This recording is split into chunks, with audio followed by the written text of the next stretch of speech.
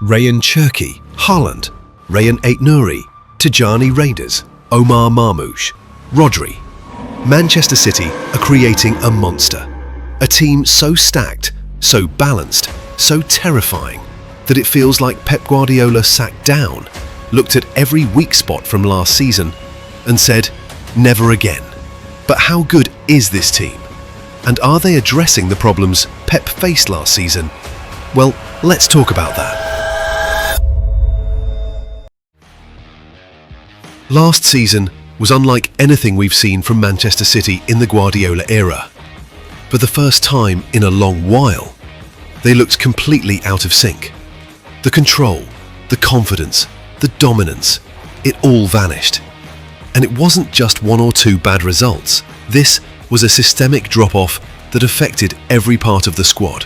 From the very start of the season, there were signs something wasn't right. Injuries started piling up early. Rodri missed months with a muscle tear. De Bruyne was in and out of the team with recurring issues. John Stones and Ruben Diaz couldn't stay fit long enough to form any defensive rhythm. The midfield was constantly being reshuffled, and the backline had no stability. And when you take structure away from a Guardiola team, it collapses quickly. What made things worse was how teams suddenly started to believe they could take points off City. There was no longer that aura of inevitability. Smaller clubs weren't afraid to press them, to take the game to them. It didn't matter who they played. City didn't look invincible anymore. Then came the Champions League qualification tie to proceed to the knockout round against Real Madrid. Normally, you'd back City in that kind of matchup, but this wasn't the same City. And while Real had their issues, all it took was one world-class performance from Kylian Mbappe to knock City out. That loss didn't just sting, it exposed how fragile the team had become. If Real Madrid could beat them at this stage, something was fundamentally broken. In the league, it got worse. They were inconsistent, dropping points in matches they would have closed out in previous years. And while Liverpool weren't perfect either, they were steady. Arne Slot came in, and in his first season, out-coached and outlasted Guardiola over 38 games. That alone tells you how far City dropped off. This wasn't a loss to a veteran like Klopp. This was a loss to a Premier League newcomer, and that made it even more painful. But the worst blow came in the FA Cup. By the time they reached the final, it felt like redemption. One trophy to show for the chaos of the season. One chance to end the year with some kind of success. And then they lost it. To Crystal Palace. A mid-table club with no real momentum, no star power, just hunger and belief. City had nothing left to give, and it showed. That was the final chapter of a season that felt completely unrecognisable. And yet, even as the players left the pitch at Wembley, it was clear something was going to change. Guardiola wasn't going to let that happen again. Not without a response. Not without building something new. Something ruthless. And that brings us to this summer, where the rebuild began from the back, brick by brick. Pep Guardiola's rebuild didn't start with the flashy attackers or creative midfielders.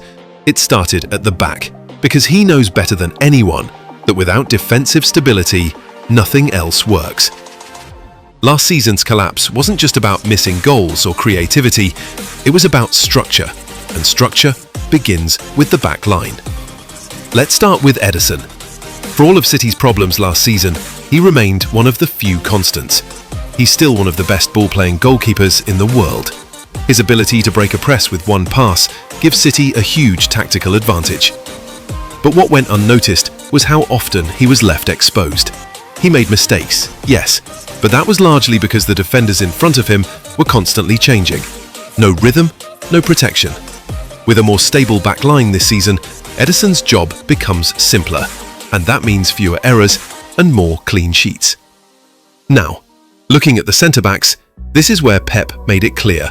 Depth is no longer negotiable.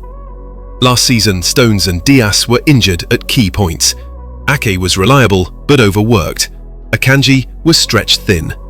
This season, there are 5 senior centre-backs in rotation: Ruben Dias, Nathan Ake, John Stones, Abdulkadir Kusanov, and Manuel Akanji. And this isn't just about numbers, it's about quality. Dias is still the leader at the back, calm under pressure, great in duels and vocal. Ake complements him perfectly, left-footed, good on the ball, strong in the tackle, and positionally disciplined. That pairing, Dias and Ake, is probably Pep's best option right now. They give him the balance between aggression and control. Then you have Stones, who's more than a defender in this system.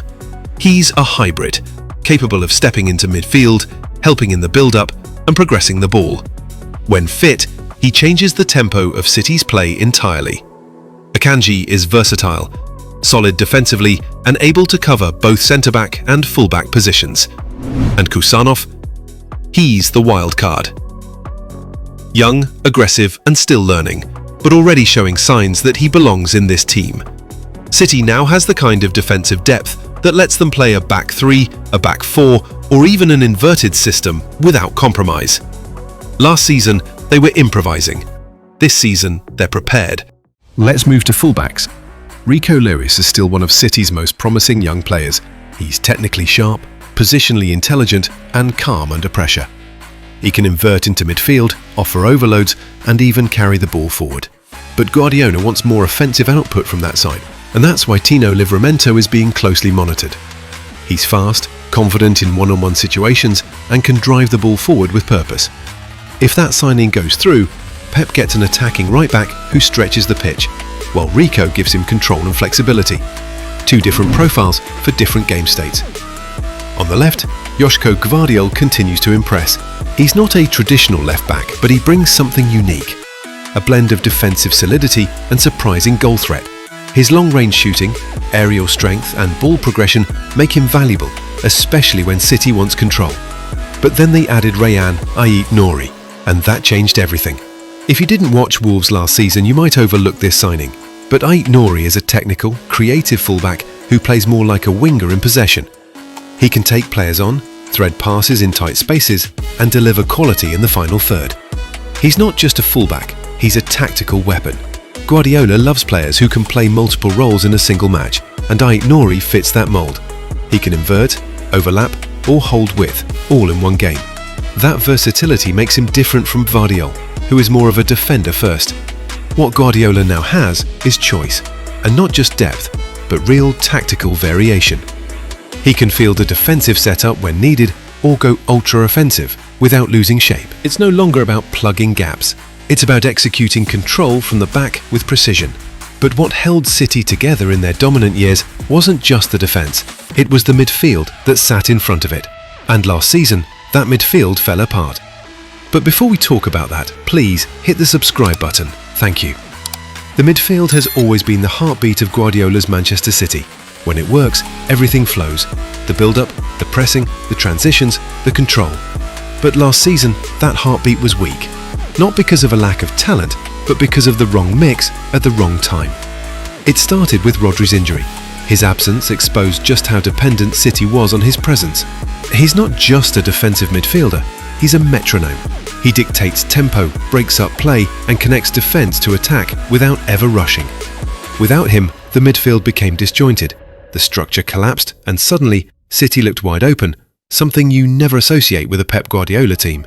Then you had Ilkay Gundogan, aging and no longer able to cover ground like before. He still has the brain, the positioning, and the composure, but the legs were fading. And Kevin De Bruyne, his output wasn't the problem, it was his availability. Injuries kept coming back.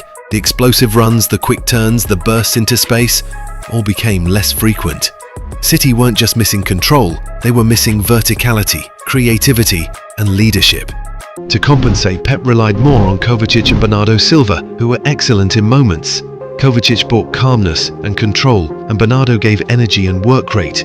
But both are more complementary pieces than midfield engines. They couldn't carry the weight Rodri and De Bruyne once did. So what did Pep do?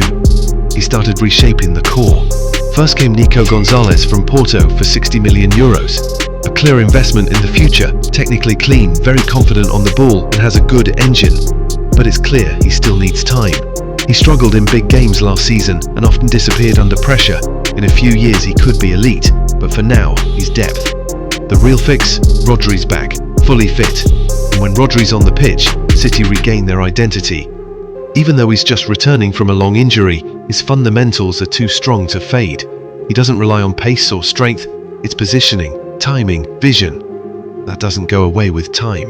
With him back, Pep can breathe. That midfield control returns. Now let's look at the two number 8s, and this is where the evolution really begins. With De Bruyne leaving and Gundogan no longer capable of carrying a full season at the highest level, Guardiola replaced both profiles in one transfer window. To fill the Gundogan role, City brought in Tijani Reinders. This signing didn't make huge headlines, but it should have. Reinders is a box-to-box midfielder with an incredible engine. He's smart with his movement, always finding space between the lines, but what separates him is his end product. Last season he scored 15 goals and provided 5 assists. That's elite output from midfield. His timing of runs into the box is similar to Pep Guardiola, and he doesn't shy away from responsibility. He'll press, he'll link play, and he'll give City goals from midfield, something they desperately missed last season. And for the De Bruyne role, Pep didn't look for a like-for-like passer. He went for someone who could bring unpredictability, Rayan Cherki. Cherki is different. He's not a volume passer like De Bruyne, but he's an artist. He manipulates the ball effortlessly, takes defenders out of the game with movement and skill, and can unlock defenses in one moment of magic. His close control in tight spaces is top tier, and while he still has raw edges, the talent is clear. Cherki gives City something fresh, that chaotic creativity that they've lacked when De Bruyne hasn't been available. And with Pep's coaching, you can expect his decision-making to improve dramatically. What City has now is a complete midfield unit again. Rodri anchoring, Reinders giving energy and end product, and Cherki adding the spark. Behind them, Kovacic, Bernardo, and Nico Gonzalez provide rotation options that most top clubs would envy. This is no longer a patched-up midfield. It's rebuilt, it's structured, and it's ready to function the way Guardiola demands, with balance, control, and purpose. But control alone doesn't win games. For that, you need goals. You need width, speed, and creativity. And most of all, you need a striker who doesn't wait for the game to come to him. He forces it. When Manchester City's attack is functioning at its peak, it doesn't just create chances, it breaks teams mentally. But last season, that sharpness was missing. Not because of a lack of individual talent, but because the system around the front three was unstable. The supply line wasn't consistent, the movement was disjointed, and teams stopped fearing them the way they used to. Now, that fear is back. Pep has rebuilt the attack with a very specific intention: speed, unpredictability, and goal production from every angle. There's no one-dimensional approach anymore. Every player in this front line offers something different, and together they look lethal. Let's start with the most obvious name, Erling Haaland. Even in a bad season for City, Haaland scored 31 goals and provided 4 assists. That tells you everything you need to know. He doesn't care about form. His job is to finish, and he does it better than almost anyone on the planet. He's physically dominant, moves into space with intelligence, and punishes teams even when he's isolated. What makes this season even more dangerous is that the supply to him is about to improve massively, with Reinders and Cherki now in midfield and wide players who can actually beat a man consistently. Haaland's involvement in front of goal is only going to increase. On the right wing, you have Jeremy Doku. His role is clear: take defenders on, create chaos, and stretch the pitch. He's not a volume passer or a safe player. He's direct. Last season, even when City were struggling, Doku was one of the few players trying to push the game forward. With better link-up options now behind and beside him, his decision-making can improve and his final product can be refined. His ability to destabilize defenses is critical in matches where City needs a moment of unpredictability. Then there's Savio on the left. This isn't just a flashy young signing. This is someone with a real end product. He has pace and composure in the final third and understands how to combine with overlapping fullbacks. What separates Savio is his decision-making. Unlike many young wingers, he doesn't over-dribble or waste possession. He picks his moments and finds space. That's exactly the kind of winger Pep wants. Someone who opens the game without sacrificing control.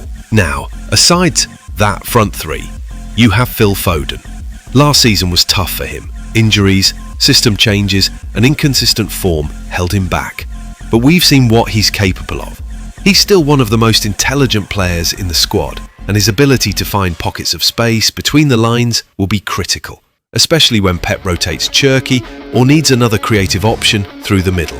Foden's ability to float between the wing and midfield gives Guardiola another layer of flexibility. And then comes the name that nobody expected to shine this quickly: Omar Marmoush. When Marmoush arrived from the Bundesliga, expectations were low. Bundesliga attackers have struggled in the Premier League before. Sancho, Werner and others all came in with hype and didn't deliver. But Marmoush broke that pattern immediately. He's been explosive. 28 goals and 17 assists last season across all competitions. And even more impressive, 13 goals and 7 assists for City in just half a season. He's not just quick or strong. He understands how to find space, link up with midfield and take his chances. His goal of the season, that top corner finish from 25 yards, was a statement. He's not here to be a backup. He's competing directly with the starters. And if Pep wants to play Haaland and Marmoush together, he can now do it. The attacking options are now too many to list in one sentence.